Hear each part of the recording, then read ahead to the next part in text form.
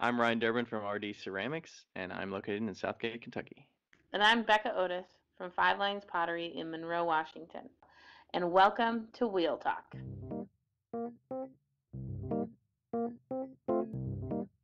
Hey folks, thanks for listening to Wheel Talk. We would love some more interaction with you all throughout this future episodes, and we would love to hear some listener questions. They may get on the episode. Yeah, just submit them to wheeltalkpodcast@gmail.com, or you can submit them on our Instagram at wheeltalkpodcast. Thanks. Hey everybody, good evening or morning or whatever, wherever you're at. I'm going to record this one by myself today. Becca is busy in Leavenworth. I think she's visiting some folks and kind of taking care of some business for the weekend. It's Monday, June 22nd right now. It's the start of a busy week. This weekend was a pretty busy one at families. We had a get-together for my mother's belated 60th birthday in Louisville, Kentucky, where my family's from and where Rachel's family's from. So we were there for about 4 days this weekend, visiting them, getting this party set up. Rachel did most of the heavy lifting for that, but I contributed a little bit. And we kind of threw her that party on Saturday. A lot of planning beforehand and all that good stuff. You know, Father's Day was this weekend as well, so I got to spend some time with my dad doing some golfing, which that was my first time golfing for the season. I like getting out and, you know, for myself, if I'm at home and I kind of like treat myself a little bit, I might go golfing on my own on a weeknight or something like that to kind of get away and recharge a little bit. It's a different skill and kind of like activity that I enjoy doing, just to kind of get outside, walk the course, focus on something different, and kind of like get out of my head a little bit. For me, it helps me focus on something that needs my immediate attention. I got to focus on one shot at a time. So it's a little bit of a different mindset. I'm not thinking and overthinking all the stuff that I have going on that week or that day or whatever. And I can just kind of recharge a little bit. So that was pretty fun. I did kind of did that, and my brother was in town too. So my brother and my dad and a couple friends went and golfed for I golfed 27 holes on Saturday. So that was a pretty long day. Even got a little sunburn left over from it. Kind of got the weird spots, like I put sunscreen on certain areas, but I got sunburn in the areas that I forgot, like my chest and my legs a little bit. So that was kind of interesting the day after. And then like I said, my brother's in town, so the nephews were in town and all that good stuff. So we had to spend time with them, and the kids were exhausting. So much work. And it's funny, we were at the party on Saturday, and there's quite a bit of family there, and they have all a range of, number of kids. And it was funny because Rachel and I were the ones that don't have kids. We're like doing all the entertaining for the children. I think the other parents kind of plan that or something. So a lot of exhaustion by the end of the day, but it was a good weekend. Got to spend time with a lot of family and kind of recharged a little bit. Not so involved with shows or anything like that right now. And one of the reasons I wanted to talk actually was because today I got another show cancellation email for a show that was going to come up here in late August. Art and Speed Park in Sellersburg, Indiana, which is just north of Louisville. So I got another email today that said that show was canceled, and it's just becoming more of a reality with these shows. You don't know what's going to happen. I've had a couple shows already, but they've been small in relation to a typical art show. And I don't know. It kind of bums you out, but you know that, at least I know, like, I have no control over it. I can't do anything about it. I can just hope that the shows are going to go on and something's going to happen. They're going to come up with some mitigation for the safety concerns with, the vendors and with the patrons, and make sure it's a successful event. These shows, they spend thousands of dollars or however much in promoting the show and advertising and securing the premises and setting up, and all the things they got to go into putting a show on, much less mitigating what they have to do to keep everybody safe with the COVID threats going on. So that kind of bummed me out, but we'll push forward. And that's a little bit of what I want to talk about today was kind of, what I've been trying to do lately to shift gears and keep it moving, keep adapting. Don't stay so stagnant, because if you just sit there and wait for everything to be back to normal, I mean, you're just letting reality kind of happen to you instead of kind of taking hold and doing something about it. So that's a little bit of what I want to kind of mention today. I did just finish a hour and 15-minute class that I had for Baker Hunt. We had our online classes start last week, and I just finished my first online class that was 2 weeks long, 2 hours total, 1 hour 1 week, 1 hour the next week. And that was for Instagram 101 for makers. I got another one coming up here starting next week, Instagram for makers 201. It's a little bit different. It's fun to educate in that way, just because it's something that I'm really passionate about with social media. And, I wouldn't even be doing this podcast with Becca if it wasn't for social media, if it wasn't for Instagram. We would have never crossed paths and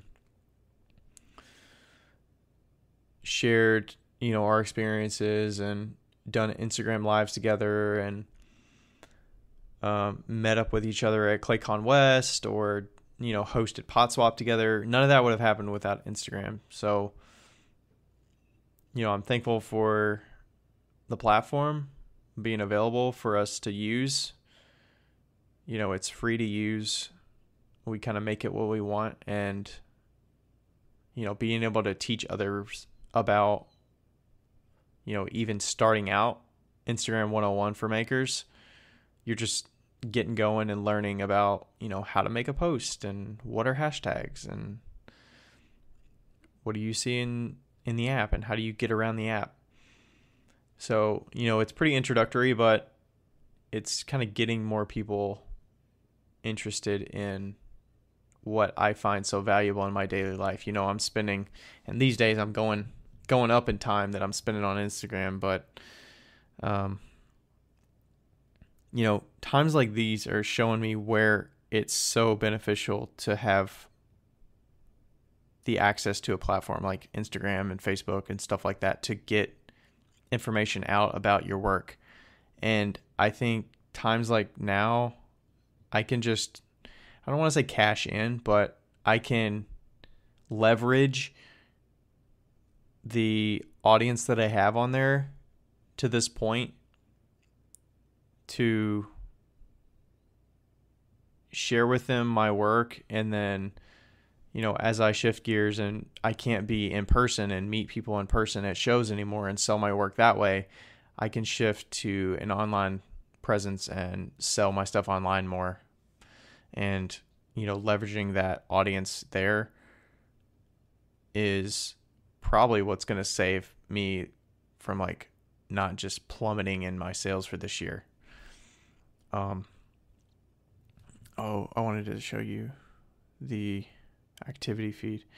So if you've been listening a little bit lately, I've been trying to shift my time usage on Instagram.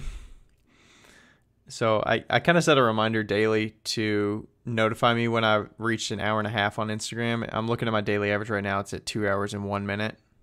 My highest time that I was on the app was last Tuesday. I was on there for 4 hours and 38 minutes. Holy crap.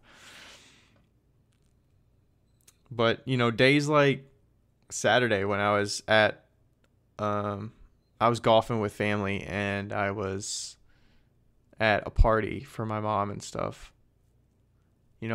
Instagram's not as important for me there. You might think that because I post on Instagram so much and I'm on Instagram so much on a daily basis that it takes over my time with family and taking up way. But I try to be pretty conscious about it when I'm with family and when I'm with others that I don't have my phone in my hand. I'm not looking at my phone. I'm not distracted. So like the lowest time on Saturday, I was only on it for 29 minutes the entire day Saturday. And that's because I was go, go, go, go, go. You know, I didn't really have time to sit and look at my phone and kind of escape into it. So I think that's a positive. But yeah, my average is at 2 hours and 1 minute right now. I'd like to get that back down, but we'll see. It's a process. But all right. Yeah, I did want to mention something else about. Well, let's go into it. So, let's see. New normal. I kind of jotted some notes down a little bit to kind of level set and kind of get my head in a certain space. So, what I wanted to mention about a new normal. Obviously, shows have been canceled, like I've been mentioning. I'm looking at my notes here with the list of my shows for 2020. I keep my notes app on my phone and on my computer and stuff. And I just list out the name of the show with the date and if there's any information I need about it, like apply by this date or you've been accepted, pay after this date or pay before this date. And I'm looking down this list and there's so many strike throughs because the shows have been canceled. And it's just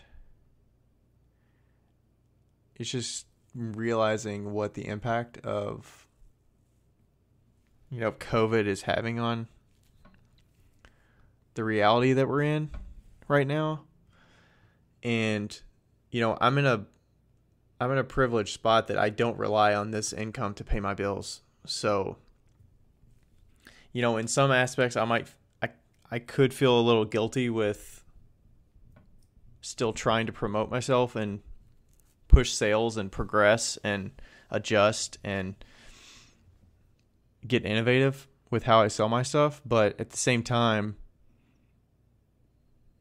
I don't think I should limit myself and stop trying to adapt and roll with the punches of COVID going on. So, you know, shows have canceled a lot. I'm looking at my list. I got Spring Pottery Fair, May 2nd, canceled. Duveneck Art Show, canceled. Wyoming Art Show, canceled. Covington Farmers Market, I did have that one. Westside Market, I did have that one. Worthington Arts Festival, canceled. Berea Craft Festival, canceled. And the other cancellation that I got was for late August today. That was Art and Speed Park, canceled. So that's 6 so far that have canceled for the year. I've had 2 so far. We'll see. I think there's a good chance that I'm going to have at least 2 into early August that will still happen. But we'll find out. You know, I'm having to adjust like anybody else. There are some new shows that I'm willing to try and throw on the calendar. You know, a show that I wasn't going to apply for that maybe I did apply for because of COVID. You know, Arts on the Green was one that I did my first 3 or 4 years of selling, and that one's here coming up in July. And that was my very first show that I did. It was a close show to my parents' house, which is where I was at when I first started selling. It was a not too bad of a booth fee. It was like $200 for 2 days. So kind of got my roots there. I got started there, sold there for 2 or 3 years. And then last year I skipped out on it because I kind of determined based on other options I had. You know, my shows were getting pretty bulky. If you remember, I sold at 24 shows in 2019. And I had to, as I improve and get more efficient, I want to pick shows that are going to have the most bang for my buck, that's going to give me the best results with sales. And Arts on the Green was one that fell off the map for me last year. I did not decide to apply for it or sell at it. And I took that chance. And then when COVID hit this year, I had that on my calendar and I was kind of like, I wasn't going to do it because of my choices last year not to do it, because it is, like I said, it's by Louisville, but it is, an hour and 30-minute drive from my home in Northern Kentucky. I do get to stay with my parents, so, I don't have to pay expenses there, but I do have to travel to and from that weekend, and it becomes a whole weekend. So I did decide to throw it in there and reapply and do it. So we'll see if that show happens. I'm going to find out here before this thing gets released. We'll know whether it's going to be on or not, but yeah, I had to kind of make those adjustments, just like some other shows later in the year that maybe I wouldn't have applied for or wouldn't have sold at or decided to even try.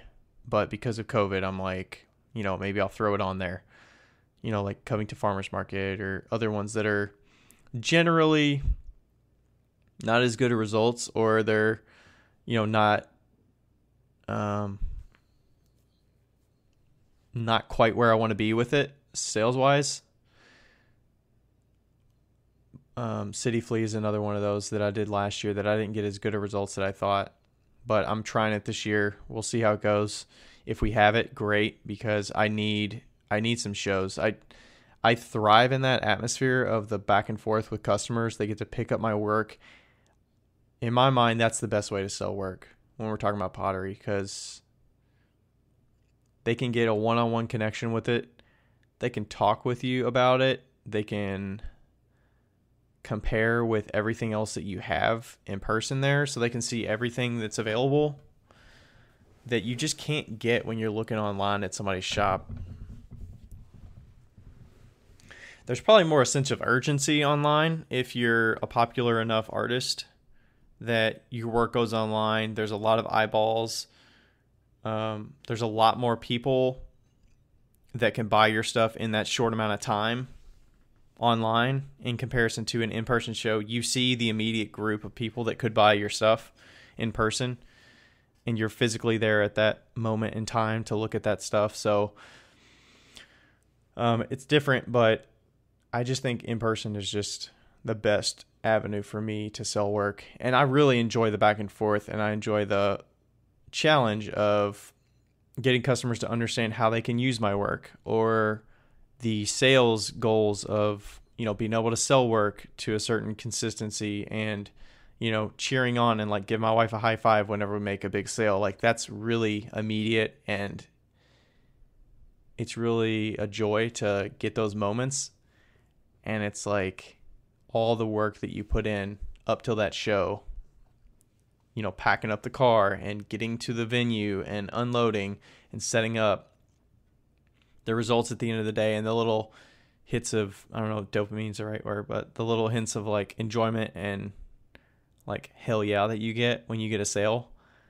You get that like trickle throughout the day when you make sales at a good show. So that's like, that just hits all of the right spots for me with sales. So that's why I love it so much. And then I had a point about new shows to try. So besides those, we're also trying some new options with, I sold at a pottery party.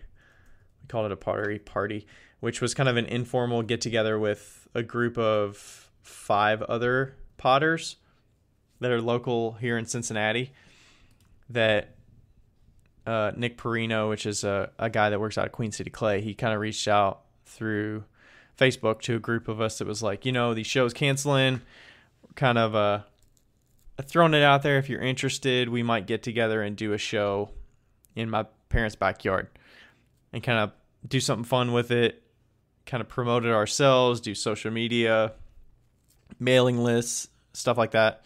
And then we will, have some food and grill and barbecue and, host smaller events that you have the immediate control of what goes into that event, and taking the precautions of, making sure that there's distance. And, that might be the name of the game for this year. That might be what we have to do to adjust with these big shows not being able to host thousands of people in a space. I'm considering And I always had a goal for this year to have a Durban holiday, open house or something like that, where people could come to the house and buy work directly from me instead of at an art show. And that's a goal for me this year, to have one of those and invite some folks that I like to support locally, that are potters or other makers that I want to showcase their work and give them the opportunity to sell their stuff in a space. Maybe they don't live in a home that's conducive to letting people come visit and buy their stuff, or they work in a studio that's shared, or it's a community studio, or it's not very nice to walk into and see and present your work. So my wife and I have built a nice home here, and I like to think it's nice enough to show my pottery and other people's work in a way that is inviting to customers and anybody that just kind of wants to come hang out, enjoy some food, enjoy some drinks, enjoy some people. And yeah, that's a goal for me this year. So, shows like these might be what we need to shift to for this year. And I've been thinking about the show coming up in July, the Arts on the Green show. That's the one that's kind of on the fence right now. We'll find out here in a couple of days, but if that show cancels, I'm kind of thinking of an idea. Can I host something in my parents' house right there, 10 minutes from where the venue was anyways, and do the social media route? I don't have any shows in Louisville. I haven't had any shows in Louisville the last year or two. And I think I could have enough interest from my mailing list that's in Louisville, or, my parents' family and friends, or people like that know my work from following me on social media, whether it's Facebook or Instagram, or people that I used to go to high school with or grade school with or whatever, that are local to my hometown of where I grew up in Louisville, and utilizing that to give away for people to come out and support myself. And then maybe I'm talking with 2 or 3 other makers that aren't necessarily all pottery, that would have sold at that show anyways, that, if that weekend frees up, then they have that weekend to do whatever. And maybe we host a little informal yard sale, art show in the backyard with, ample space, and, finding ways to adapt to this, because if the show canceled, I would just have a free weekend and nothing to show for it. So I'm not worried about that loss in money, because generally these shows are refunding money. The ones that I'm applying to, at least, are refunding the money or rolling over the application fee to the next year. So, if we could host something kind of like that pottery party that we did a couple weeks ago, I didn't pay anything for that table or that booth. And, I sold like $700 worth of stuff, or $750 worth. That was all profit. The only thing that was invested in that was the time and effort put into loading up and unpacking, and the time that I was there. And if that's, what we got to do, then, maybe that's a nice introduction of saying, building my confidence that, we're in this time of having to shift things, and I don't have options of art shows to do because they're canceled.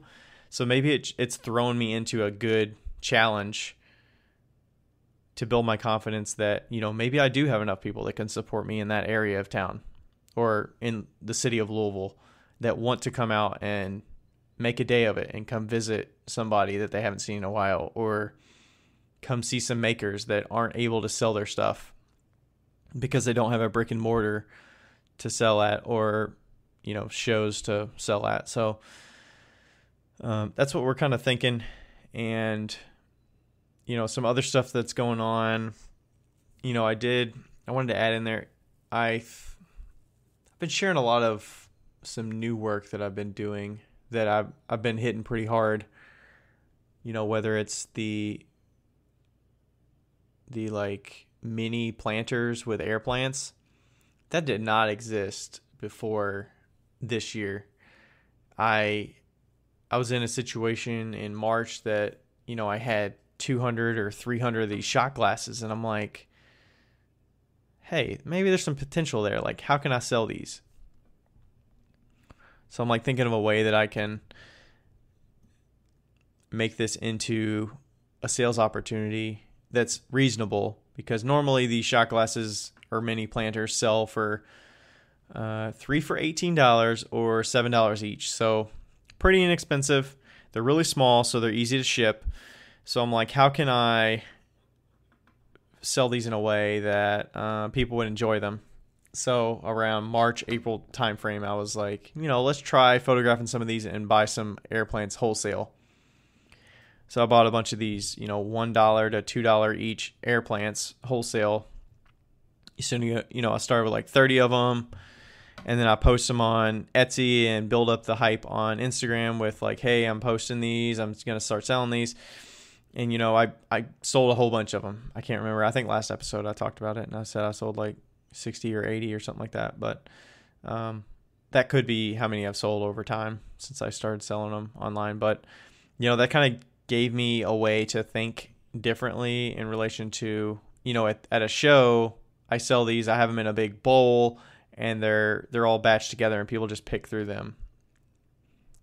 And they were my best sellers, or my top 1 or 2 sellers at the shows that I've done. Or the show that I did in June at Westside Market, like they were the walking the cute dog around that draws people in.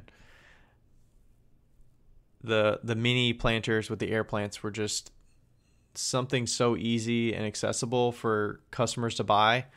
They can get that online and get it shipped to their house for $20 or less. And that's just so accessible.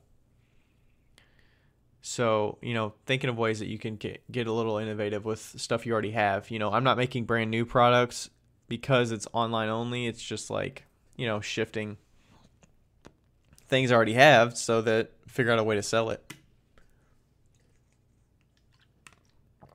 Man, it's a lot of talking. I had to get a little bit of water. So that was a interesting challenge or kind of stumble upon item that I didn't plan to prioritize.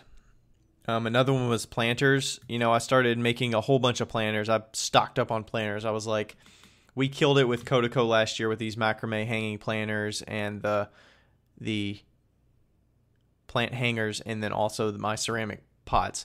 And I was like, I'm going to kill it. I'm not going to miss out on opportunity this year, so I'm going to make a ton of them. So I probably made 200 of those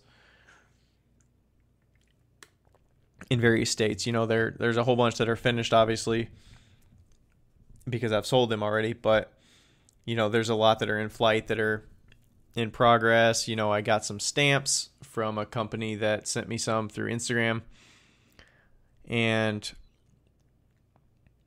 it was a fun situation to like test out. They're so easy to make. And then the glazing is super easy because I have a hole in the bottom, so the air gets displaced and I can glaze the hole inside and out in one dip. Super quick, super easy. And, I got a new consignment client from that too. They reached out through Instagram again to, say, hey, we're local to Lebanon, Ohio. Somebody that's an artist here said they saw your stuff and they thought, you would be a good fit in the shop. So that was a new connection that happened this summer or the spring, and I delivered a whole bunch, and the first 30 I delivered, half of them sold within a month and a half, and I was just ecstatic, and she was super happy with them, Celeste at Thimble Gardens, and she was like, when can I get more? We need some more. So, maybe they didn't sell as good online as what I hoped. The larger ones, I did sell some. I put a lot of effort into getting them online and getting some of the different options with the stamped ones, with the glazed ones that are solid colors, and the trays and all that stuff. So that was an interesting experiment, and I still have them online. So my online shop keeps growing with items to have available for anybody to buy at any time, which is good, because it threw me into that new that new selling avenue that I did not put that much focus into in the past because I was so focused on in-person sales. And I've got a couple checks from that business already from that consignment. So, and like I said, I just delivered more. So that was great. And she also wanted some of the mini planters as well. So I delivered a whole batch of 40 or so of those, as well as, I don't know, 60 of the other planters also. So we'll see where that goes. I mean, it's so crazy that just when you think that you're like, okay, this is being taken away from me. This is being taken away from me. You know, shows are canceling. Shops that sell my work are closing for, you know, a month or 2 months while the lockdown was happening, the stay at home. Other opportunities are opening up, whether it's the new consignment shop that wanted my stuff or a wholesale order from somebody in Colorado that saw my stuff and wanted a bunch of the mini planters and things like that you can't really plan for, but they happen. I like to think that that's a little bit of like karma or something that's out there, that things will come to you when you need them. So let's see. What else do I want to mention? So for the online sales, I mentioned a little bit about that, but obviously that was a big challenge. The time and investment that goes into online sales, man, I like bow down to the people that do this on a monthly basis. Like, they have so much courage to stick to this, because there's so much work that goes into it. I try to document as much as I can so people can kind of see. And the parts that I don't document is the work that I offload that Rachel helps me with getting items listed on the Etsy shop and photographs edited and all that stuff. But, you know, between the picking the pieces that need to be put in the shop, photographing the pieces, putting them into the computer to edit them, even though it's a light editing, it's not too much. And then the work to get them listed, which includes the weight of the piece, the how much it holds, if we're talking like mugs for liquid capacity, the color combinations and the tagging and the category that they fall in and the listing descriptions and all that stuff. The thumbnail pictures. There's so much that goes into this, and the people that do this month in and month out, that rely on online business so much for their livelihood, you know, I'm talking like Hammerley Ceramics and the Pitch Pine Potteries and Callahan Ceramics and all these people that rely on that for their livelihood. It's so crazy. There's so much that they're leaving out of their process. Alon Pottery, I need to mention her too. She does so much. It's crazy. You know, those are people that I look up to that are like, man, they're just killing it. I just like applaud them. When people just say, man, you can sell that for $100 and you sell out in 5 minutes, it must be nice. Man, there is so much work and effort that goes into that. They're not just rolling in dough because they sell this thing for $100. Like, they have people that work for them that help get them to that state. They have huge expenses of kilns to fire and studios to rent and thousands and thousands of dollars of equipment to help keep that infrastructure running. And they're paying, you know, $500 at a time to buy clay, or, you know, spending such long nights in the studio to get that next batch of work ready, because people are going to expect that they're going to be able to buy pieces, and they're going to get comments that are nasty if, you know, they sell out in 5 minutes and nobody else or nobody can get what they wanted or something like that. So, they're at the end of the day, they're human. They're making products from their own two hands, doing a lot of the work themselves. They might have some assistance or a spouse or something that helps them get to that stage of getting it posted and getting it sold. And, I think understanding that they're humans at the end of the day and they're doing the best they can. Like, I just applaud those people that can do that. Because, I've been shifting some of my time. My time is allocated a little differently these days when I'm not. Well, these days it's getting a little bit more back to normal in late June, but whatever normal is. But the shifting in how you need to allocate your time, back 6-9 months ago, I would be making in the studio like 4 nights a week or something.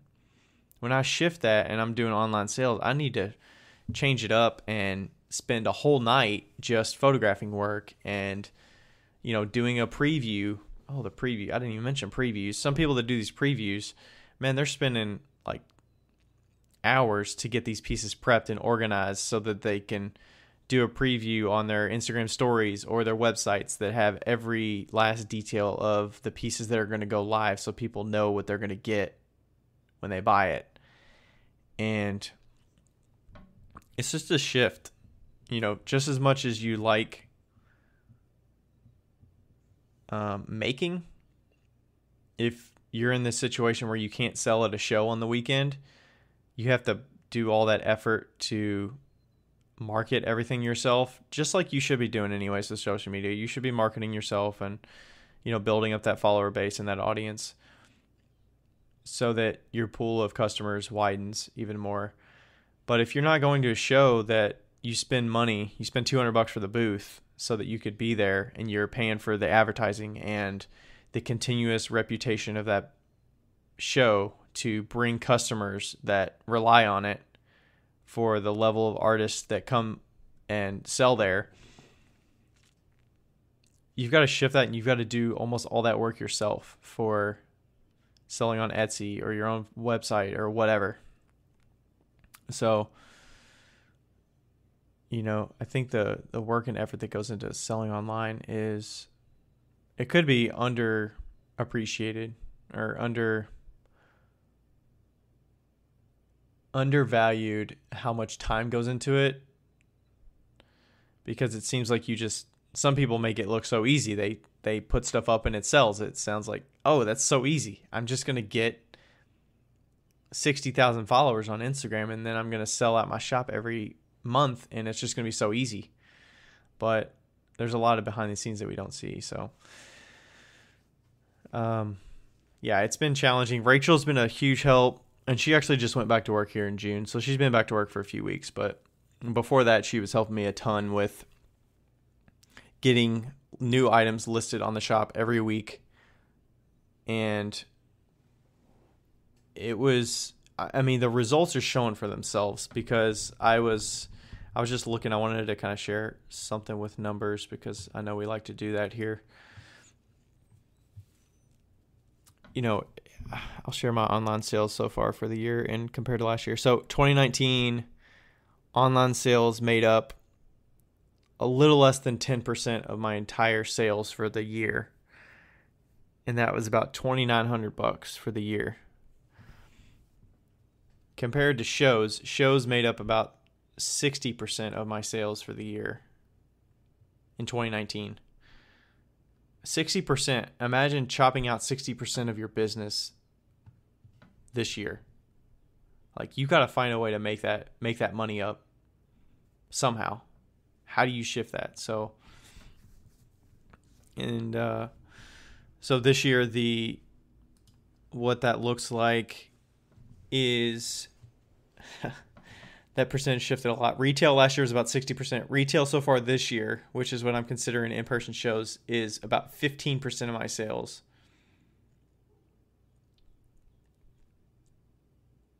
And my online sales so far this year make up about 64% of my sales.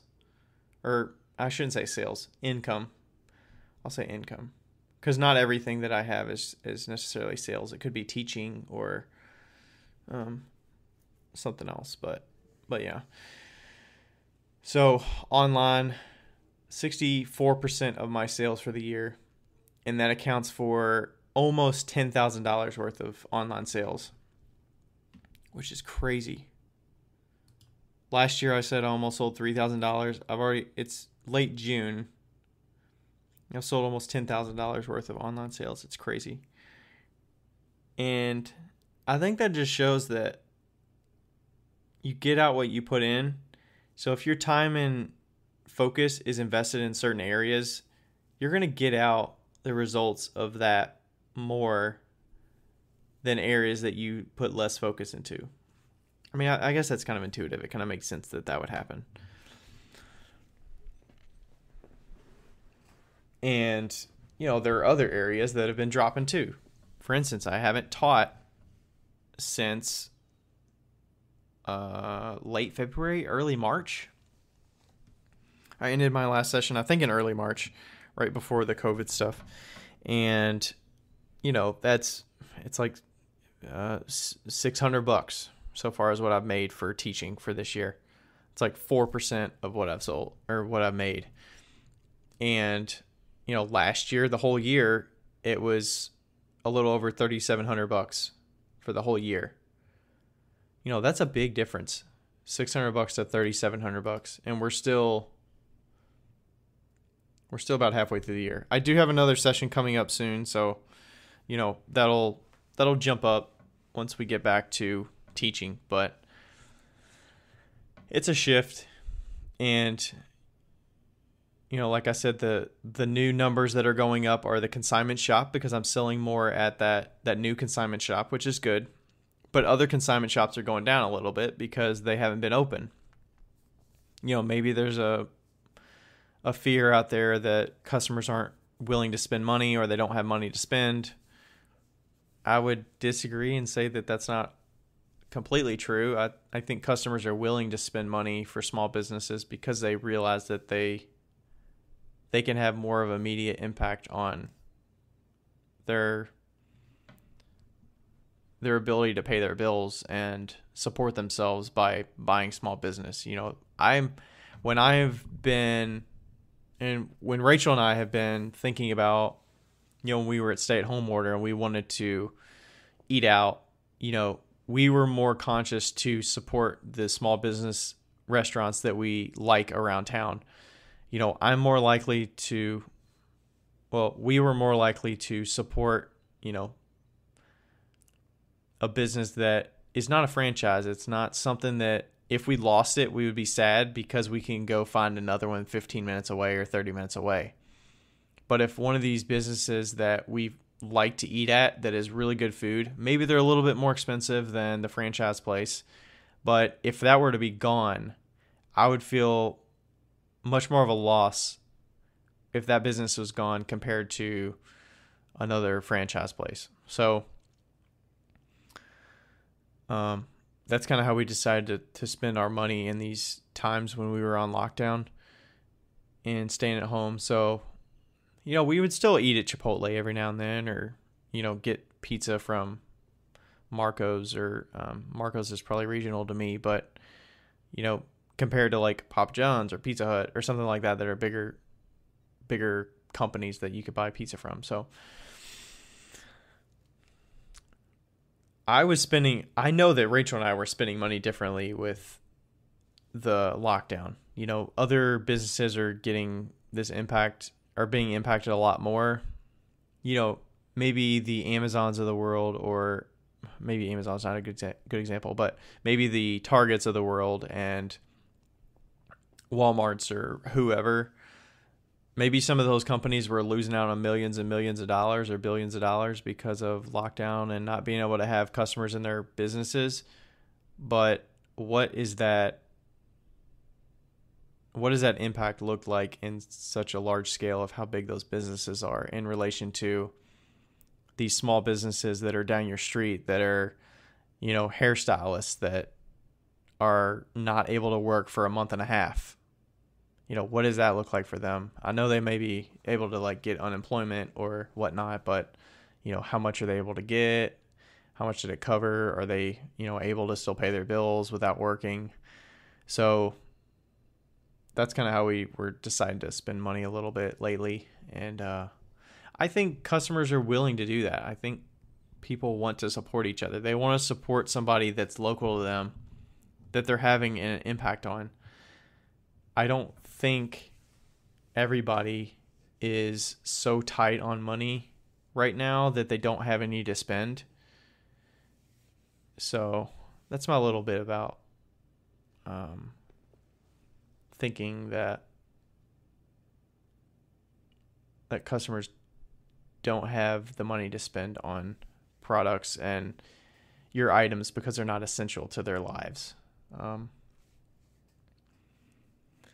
We make, if you're like me, we make functional ceramics that people use in their daily lives. I would say that items like these have a much deeper value to them than something that they use for a single purpose that, maybe is not, it doesn't spark as much joy for them, that they bought off Amazon for $15 or something.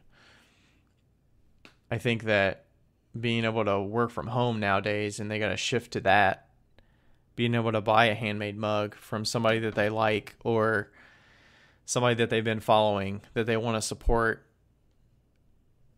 brings more value to their life, and that they can enjoy that item on a daily basis from their new work from home situation. They now have their favorite mug that they can work from home, and they don't have to worry about taking it to the office and cleaning it and bringing it back home and cleaning it from home and worrying about somebody else drinking out of it or taking it from their desk or whatever. Or maybe they're buying a new planter because they want to spice up their home because they've been spending a lot more time in their home, and they see areas where they can bring a little bit of beauty and joy into their house. I think we can bring some of that to people's everyday lives that other big businesses like Amazon and Walmarts and places like those can't do, because it's not coming from an individual. So that's just kind of my thoughts on why customers aren't in this time so stingy to only spend on areas that are cheap. Another area I wanted to talk about were some new challenges with, whether it was recently I got a new kiln. I think we did an episode where we talked about me getting a new kiln.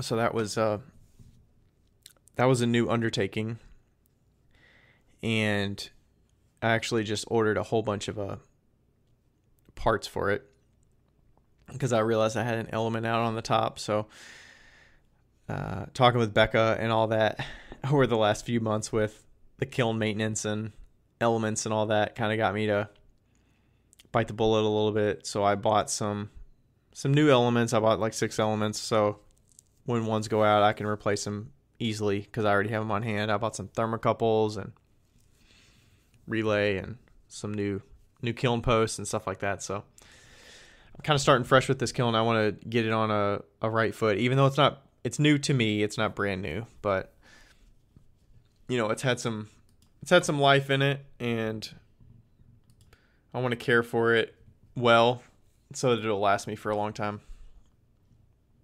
And that's been has its own challenges with maintenance and learning the new intricacies of a kiln, how to load it, how to fire it, and things like that. So I'm sure a lot of people out there have got new kilns and new equipment because they had to figure out how to work from home and make their work from their home studio, or make some kind of makeshift home studio or side room in a basement or table area that they can work from. And this is bringing on its own challenges of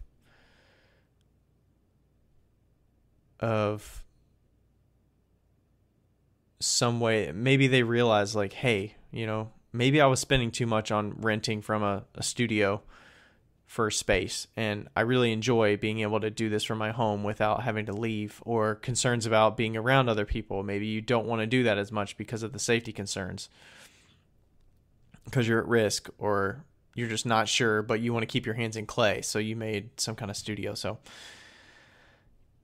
that has its own challenges. I also been trying out a new clay body this year, and that's got its own selling challenges with how is this new product going to fit in with my existing inventory, and am I marketing it to a new group of people that like this color combination or this style that's a little more simple than my typical work. And that's been fun. I really like the different speckled clay that I've been playing with, and it's been basically I've had to like split the clay usage to this wheel only uses this speckled clay, and this wheel only uses the white clay, so that I keep it pretty clean, and I don't have to like clean up and reset the wheels and everything over time. So that's been fun, and I really like the results so far. They've been good, and then I can see the projection of the future of that clay, because I haven't even done any of the testing with more than single colors of that clay body. Right now I'm just using solid one color, one glaze, and that's it. But as we progress, I can see, just like I did with the white clay, I started with one color of glazes and see what looks good, and then I slowly added pairings of colors that looked good together. So I can see down the road I'm going to have to do kind of a little side project with making a bunch of test tiles and dipping a bunch of them to see what they look like, and picking out my favorites to add to the inventory. And then maybe I need to sunset and expire a couple colors or something like that. So that's got its own, long-term effects. We'll see how that goes. I also have new products listed on here. So I started making some berry bowls. Those have been fun. I think they've been worth the time and the price that I'm putting them at. I think they've sold fairly well for the inventory that I have now, and the frequency in which I'm making them. And yeah, so that's been fun. That's probably the main new product I've been doing that I've seen the most impact on. And I wanted to mention about mystery boxes. So the mystery boxes, those were the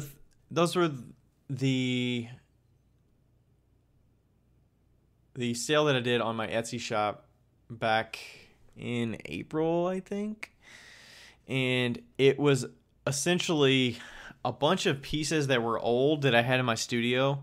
I had sitting around, they were gathering dust, they were old, they might have had older glaze combinations, or I took them out at shows and they didn't sell, so I kept bringing them back home, and I kept loading them back up and bringing them out and not selling them, and for whatever reason they just didn't sell. So it could have been that, or it could have been a glaze combination that I did a few of that didn't really fit with all of my colors that I have out at a show, because I already have like 7 or 8 combos at a show, and I don't want a 9th or 10th combo that I have 2 or 3 pieces of.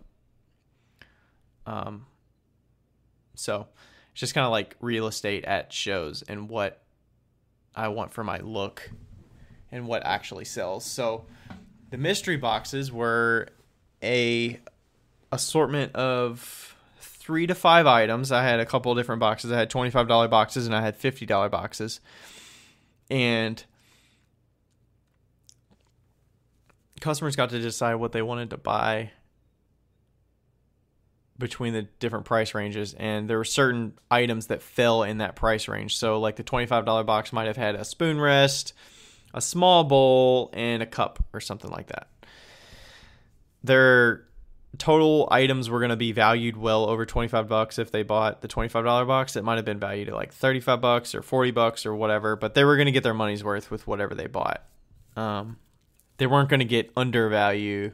They weren't going to pay more for something and get like two things that weren't even valued, like a shot glass and a spoon rest that is obviously not valued at $25. And I got to choose what went in the boxes. They didn't get to pick exactly what went in them. I had a batch of probably 200 pieces to pick from. And I got to choose what went in the $25 boxes, what went in the $50 boxes. And it was fun. I mean, some people put suggestions of like, I would love to get a bottle or whatever. And I wasn't, obligated to do any of that. But I tried to do my best to meet those asks. So we did that and launched it. I had no expectation of what was going to happen. And Rachel and I packed up 60 boxes over like 3 days, 4 days. I even had to take off a half day at work on a Friday because I was like, we were going out of town. So I was like, I need to finish packing some of these boxes. I probably got 20 boxes out the day before, or Rachel took 20 boxes to the post office. And I was like, I got to get more of these packed up because we have so many. I cannot keep up. So we probably packed up another, 15 or 20 on Friday during my half day off at work before we had to go out of town. And then, I kept getting a few more, and we got back on Sunday, and we probably packed up another 15 or 20 more, and it was nuts. It was just crazy. The response from that, I learned a lot about, there's something that you can't plan for, like how good of a response is going to be to your products that are put on the market to sell. But you also, like, what you learn in the biggest lesson I probably learned was how to pack stuff well, because to be honest, I had about 5 or 6 people that pieces arrived with broken items. So, that teaches you how you handle customer service, how you handle you did something wrong, how you learn from, don't rush packing, because if you rush it and get it out the door, it might seem like it's good and you're like, okay, I got it off my plate. But if that thing is broken, then you've got to handle it, and it's just more of a process down the road that if you would have just spent more time and not rushed to get those items out the door, it might have been a more satisfied customer. So, broken packages, that was a reality. There's, the expectation factor. Some people might not be satisfied with what they got. I did have one customer that responded and wanted a refund on items because they feel like they didn't get enough value for what they paid for it. And one of the items is broken. So, that happened.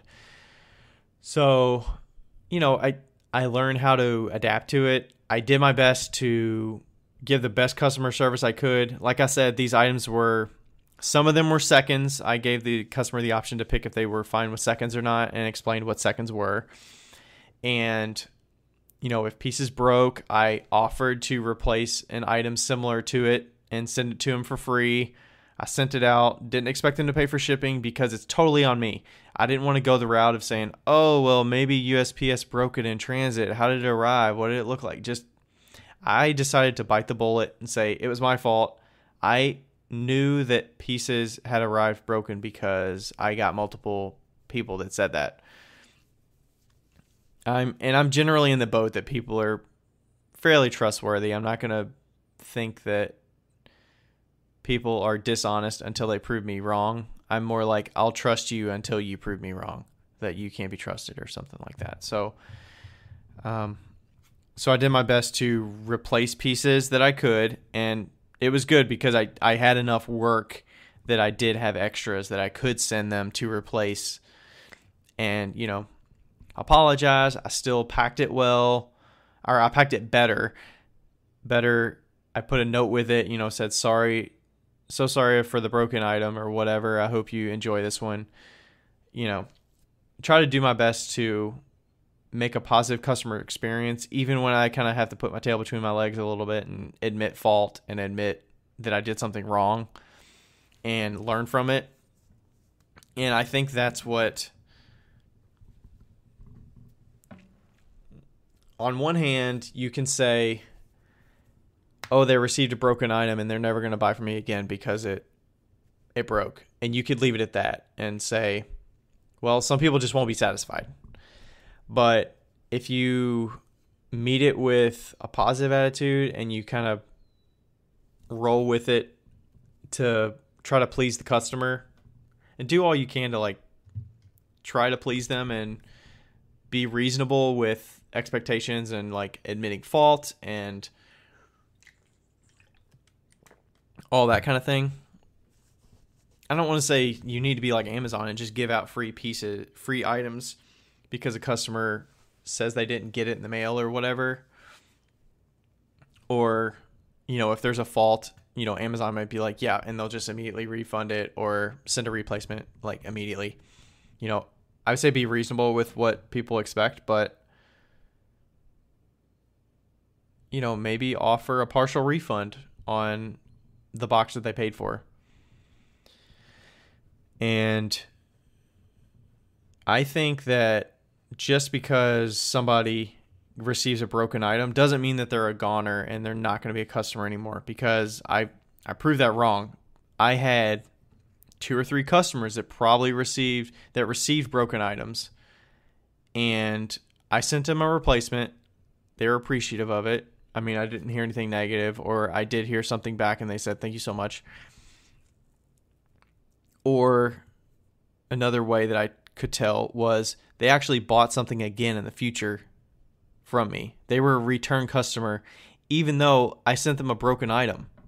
They still decided that they wanted to support me and they wanted to buy from me again, even though the first time I sent them something that broke. Maybe they loved, but it broke in transit. But I also followed it up and took the extra effort to send them a replacement and also apologize for it. Be prompt with my response. Don't sit it in the unread messages box and get to it someday. Like, those are still customers that can be met and retained, that they paid for your product, they expected something, and it didn't meet their expectations, or there was a problem. So you can still retain those customers and still build a good customer experience, even though the first experience was not positive. I think the mystery box for me was the best way, besides just selling. I mean, I probably sold $4,000 or $5,000 in mystery boxes over that month. And I think the total sales for that month was about $4,000 or $5,000. I don't think all of it was mystery boxes, but anyways, the number of mystery boxes that we sold just gave me at scale so many customers to reach, so that they can pay an amount that they felt they got a deal on. They got to see and feel my work and start using it in their home. And it gave them a glimpse into how I handle myself professionally as a business person, as a maker, as a human, I guess. The first thing I said was business person. So, as a human, and they get to see kind of like how I treat a customer, even though they can't physically buy from me in person. I try to do my best to provide a good customer experience from end to end, from when they buy it, with how I list everything, how I photograph the work so that it's realistic, how I do a preview to show them what they're going to get. Try to give them all the information up front so that they can be confident in their purchase. And then end to end would be through the purchasing process. Etsy makes it super simple, so I can't really claim that part of it, but the buying process was hopefully good. And then the end-to-end, as in when they receive it on their doorstep. It's got a good box. Hopefully it's well packaged and they open it, they enjoy it, they like the piece, They get a business card that talks about how I make my work. They get a coupon to come back and shop from me again. They get a handwritten note that talks about, how appreciative I am of their support. And the mystery box was just such a good way to build a returning customer base. I can't even count how many return customers I've got online from either mystery box sales or just in general online sales from this year. And I think it's because of the process and the time and effort and attention to detail I take in prepping packages and getting them out to customers. So I think that really matters. I think that's really important. Just like I think social media is important, and replying back to people in comments and replying back to their direct messages. When you give them attention, like you're the only one there and you're giving them one-on-one attention and you're appreciative of their support and thanking them for taking the time out of their lives to buy from you or to comment on your work and give you encouragement. Like, I don't think that could be undervalued or understated. Understated? Overstated? I don't think that can be, I don't know which one it is, but there's a lot of value in that. And I think being able to show appreciation to customers is really important. And the last thing, this is getting long, but I'll kind of keep going a little bit. The last thing I wanted to mention was the lockdown has kind of made me think about things that I need to do for myself as well. Because I've freed up some time, maybe I don't have as much time to focus on, okay, I've got a show this weekend. I can't focus on XYZ because I have to focus on making sure that I have everything glazed for this show. When those shows aren't happening on the weekends and we're not going to sports events and we're not going on vacations and stuff like that, it gives you time to focus on how to recharge a little bit yourself or focus on things that you really need personally. And for me, that could be, I need to exercise like once a week. So I started exercising with my wife. So every Sunday, we've been exercising since the lockdown. I think we're on like week 9 or whatever, 10. I don't know. I lost count. But that was a priority that I always had on my list. Like, yeah, I need to exercise. But until something kind of kicked me in the butt and was like, you know what? You actually do have some time available. Is dedicating 30 to 45 minutes of exercise on a Sunday morning really that big of a deal? Can you really not prioritize that in your life? So that's one thing. Another thing might be, spending time with my wife to cook dinner. Normally we would be on our own and kind of split off. She might be working normally.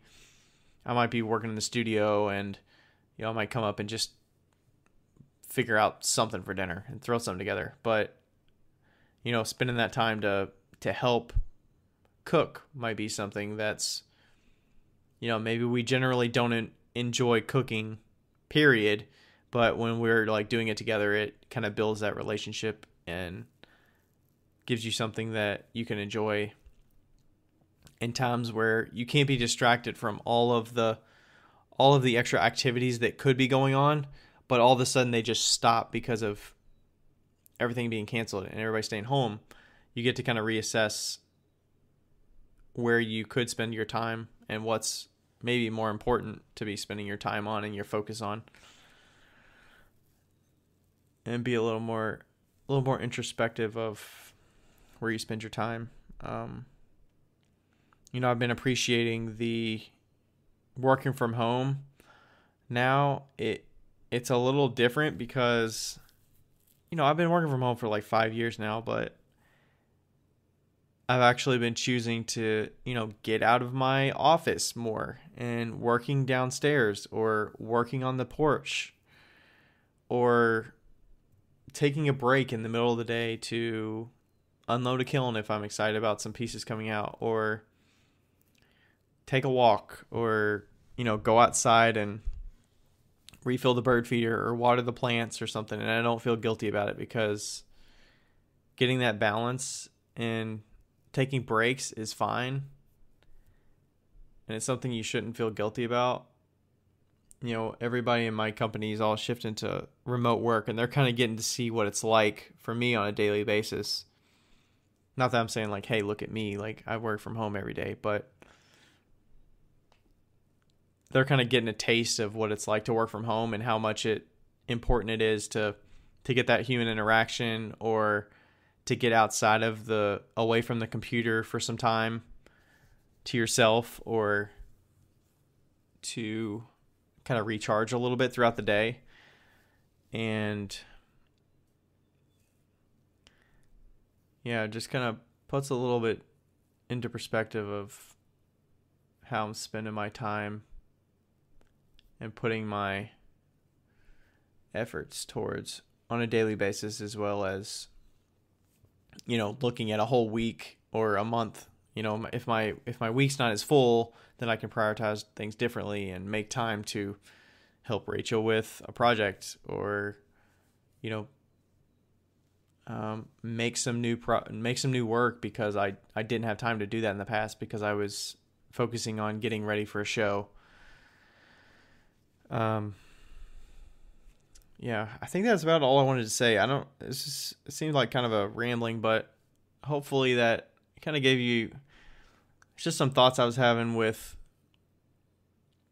the cancellation email I got today, and kind of putting into perspective, kind of retrospecting on where I'm at this year.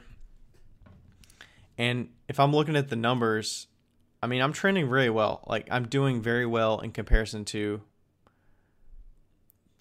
last year. I'm right at about 50% of what I was selling last year. 50% in relation to the entire year. So, and we're in late June. We still have a lot of the year to go. And I think there's a lot of potential to make it a positive. Don't say because of COVID and stuff locking down that my business is going to drop 40%, or I'm not going to sell anything. Like, I think you have to be innovative and reprioritize how you've done stuff in the past. And yeah, or just make it fun and do different things that you haven't been prioritizing lately, and try something new. Or I don't know, I think it's different for different people, but for me, it's always in the back of my mind that even though I don't do this full time, it's still really important to me that this business is successful and I'm continually growing personally and professionally. I don't think I should sit on the bench for the year because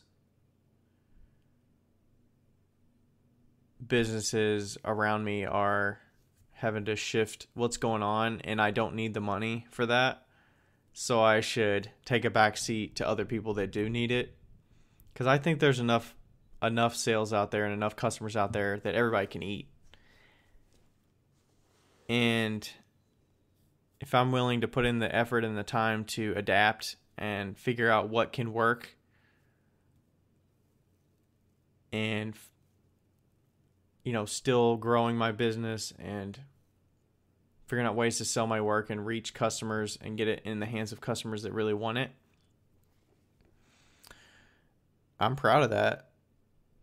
And I think this year is going to show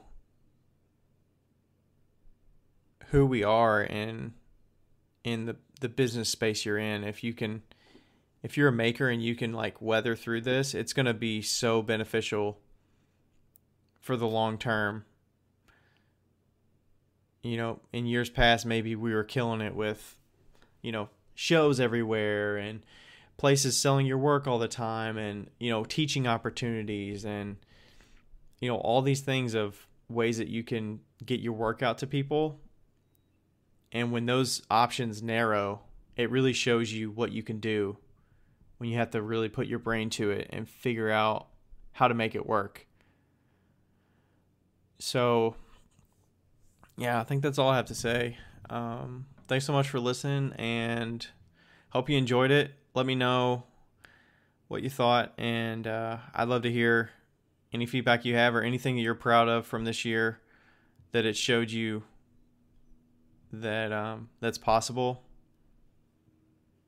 or some changes that you've made this year that have been innovative and really pushed your business. I think there's a lot of potential out there. I don't think you have to rest and be stagnant right now.